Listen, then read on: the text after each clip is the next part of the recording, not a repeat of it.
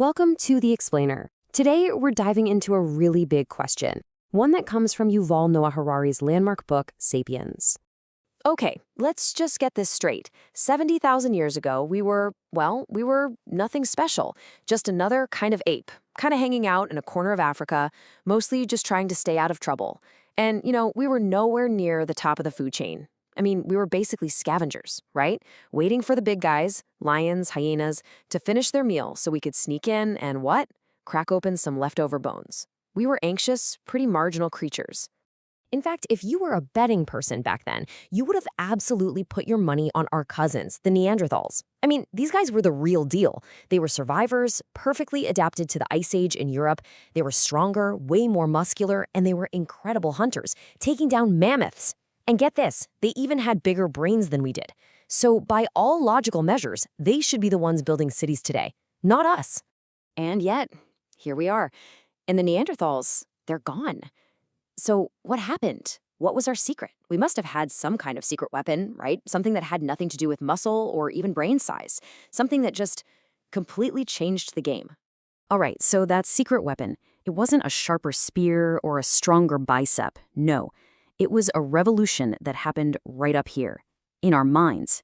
We call it the cognitive revolution. And it all kicked off with a really unique upgrade to our language. Now sure, other animals can communicate. A monkey can shout lion and everyone runs. But our language evolved to do so much more. That same monkey can't say, hey guys, I saw a lion down by the river this morning, but I think its leg was hurt. If we all team up, we could probably scare it off and grab its kill. You see, we could plan. And maybe even more important than that, we could gossip. Gossip gets a bad rap, but it was basically our social superglue. Knowing who to trust, who's a cheat, who's reliable, that stuff is absolutely vital for surviving in a complex group. And this ability to gossip let us form bigger, much more stable communities than any other primates. Up to a certain point anyway. A kind of cognitive limit of about 150 people. This is what's known as Dunbar's number. Okay, but here's the thing. 150 people can't build a pyramid. You can't create an empire with a group that small. To do the big stuff, to cooperate on a massive scale with thousands or even millions of strangers, well, we were going to need something way more powerful than just gossip. And this is where we get to our ultimate trick. Our real magic power. It's the ability to talk about, and more importantly, to collectively believe in, things that don't physically exist. I mean, think about a company like Peugeot. What is it? It's not the cars, or the factories, or the employees. If all of that stuff got destroyed tomorrow, the company itself would still exist on paper. Why? Because it's what we call a legal fiction. It's just a story we all agree to believe in. And that story lets it own property, sign contracts, and even go to court. This, right here, is our true superpower. You can't convince a chimp to give you his banana by promising him unlimited bananas in chimp heaven when he dies. No way. He only cares about the real banana he can see and touch. But us, humans, we will literally live and die for our stories. For our God, for our nation, for things like human rights. These shared fictions, these shared stories, are what allow millions of complete strangers to trust each other and work toward a common goal. So our talent for storytelling, this ability to believe in the promise of a better future, well, it soon led us into what looked like a fantastic deal. But it turned out to be a trap. A deal so bad that Harari actually calls it history's biggest fraud. Yeah, we all learned in school that the agricultural revolution was this great leap forward for humanity, right? But what if we've got the whole story backwards? I mean, think about it from the perspective of wheat. For wheat, this was the most brilliant move in the history of evolution. This plant went from being just some insignificant grass in a corner of the Middle East to conquering the entire planet. And how did it do it? By enslaving us, Homo sapiens, to take care of it. And look, the evidence from ancient skeletons, it's crystal clear. The average hunter-gatherer actually worked fewer hours, ate a way more varied and nutritious diet, and was generally healthier than the average farmer. These early farmers, their skeletons are riddled with things like terrible back pain, arthritis, slipped discs, all from spending their entire lives bent over in the fields. We basically traded a life of relative freedom and fun for a life of just grueling, back-breaking labor. So the question is, why on earth did we do it? If life was so much worse, why make the switch? And amazingly, archaeology suggests the answer wasn't really about getting more food. It was about fiction again. There's this site in modern-day Turkey. It's called Göbekli Tepe. And what we find there are these massive, incredible stone temples built by hunter-gatherers before they invented farming. It seems like the need to feed the thousands of workers it took to build this religious site, that might have been the very thing that forced us to settle down and invent agriculture. We literally changed our entire way of life just to build a house for our gods. Okay, so farming created this brand new problem for us. Constant anxiety about the future.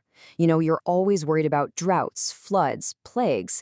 This anxiety gave birth to new, more powerful gods, and eventually, it led to brand new fictions designed to unite our rapidly growing and often colliding worlds.